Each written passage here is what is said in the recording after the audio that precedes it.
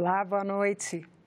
O Congresso Nacional entra na última semana de votações de 2017. Antes de entrar em recesso, os senadores têm que votar 2 medidas provisórias e alguns projetos. Além disso, junto com os deputados, é preciso decidir sobre os gastos do governo no ano que vem. O presidente do Congresso Nacional, Eunício Oliveira, pretende votar até quinta-feira o orçamento da União para 2018. Mas antes, a matéria precisa ser votada pela Comissão Mista de Orçamento. Aqui no Senado, o presidente Eunício Oliveira pretende encerrar o ano com a votação da PEC dos precatórios. Ela estende o prazo de pagamento das dívidas judiciais de estados e municípios de 2020 para 2024.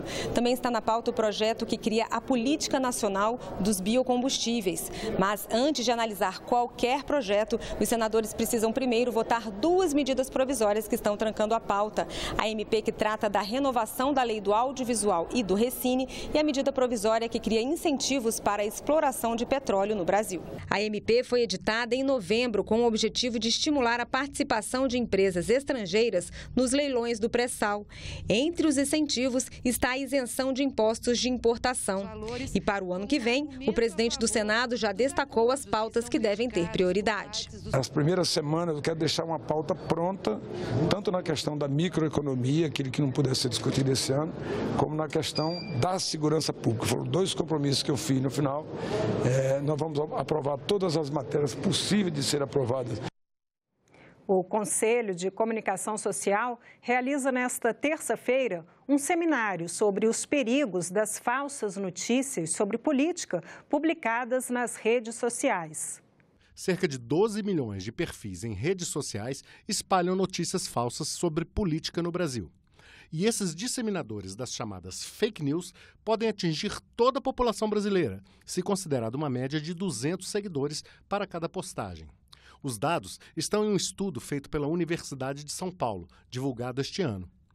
Um dos palestrantes do seminário do Conselho de Comunicação Social é o professor Marcelo Vitorino, da Escola Superior de Propaganda e Marketing. Para ele, o anonimato na internet é o que mais favorece a disseminação das fake news. O maior problema da fake news não é a notícia falsa, é o anonimato da fonte. Porque se você não tem uma fonte anônima, a pessoa vai pensar 2 vezes antes de divulgar alguma coisa. Como o anonimato é protegido, então ela se vê livre para isso. Tem que ter leis que preservem a integridade dos outros. Logo em seguida, na Constituição, desse parágrafo que fala sobre a liberdade de expressão, tem o direito a ressarcimento por dano moral. Por isso que é vedado anonimato. Na internet, as pessoas elas usam do anonimato para provocar males ao terceiro, e isso não pode acontecer. Quando você tem uma notícia falsa, você está criando uma realidade alternativa. E uma realidade alternativa que o Brasil não pode mais ter. Nós já tivemos 4 presidentes eleitos, 2 depostos. 2018 é melhor escolher bem e sem esse negócio de notícia falsa. A medida provisória 808, que mudou alguns pontos da reforma trabalhista, foi tema de audiência na Comissão de Direitos Humanos. O texto foi criticado pelos participantes. O presidente Michel Temer assinou a medida provisória no dia 14 de novembro, 3 dias depois de a reforma trabalhista entrar em vigor. Foi para cumprir acordo com senadores que votaram a favor da reforma. Sem emendas, o projeto não precisou voltar à Câmara. O objetivo da medida provisória é alterar alguns pontos que seriam prejudiciais aos trabalhadores. Mas os participantes afirmaram que a medida não amenizou o impacto da reforma. Como exemplo, o trabalho intermitente. Trabalha 17 horas. No fim do mês, eu pego o que eu recebi e tenho que botar mais 2,25. É trabalho escravo, trabalhei de graça. Quem tem uma renda tão baixa, abaixo do salário mínimo, ele não vai tirar uma parte da sua renda para complementar a contribuição previdenciária, porque ele já vive no limite do mínimo ou abaixo do limite do mínimo. Outros pontos também foram criticados. A medida provisória exclui uma previsão que constava na reforma de que quando não fosse possível recolocar a gestante numa atividade salubre na empresa, ou seja, não tivesse um posto nessas situações, ela receberia salário maternidade, seria equiparado à gravidez de risco. Isso foi excluído. Isso vai deixar uma situação em aberto para essas situações e que vai dificultar ainda mais as situações das empregadas gestantes quando estiverem trabalhando em local insalubre. Uma questão processual que viola frontalmente a Constituição Federal, que é a aplicação imediata, inclusive para os contratos de trabalho em curso. Isso viola o princípio, ele despreza os atos jurídicos perfeitos constantes na Constituição Federal. Ele despreza toda a norma que vem, que impede que a lei retroaja para poder prejudicar. O senador Paulo Paim afirmou que a Comissão de Deputados e Senadores, que tem a função de analisar a medida antes do plenário da Câmara e do Senado, nem foi instalada. Demoraram esse período todo para mandar uma medida provisória. Desde a época que foi aprovado, mandaram em cima do laço e até hoje a comissão não foi instalada.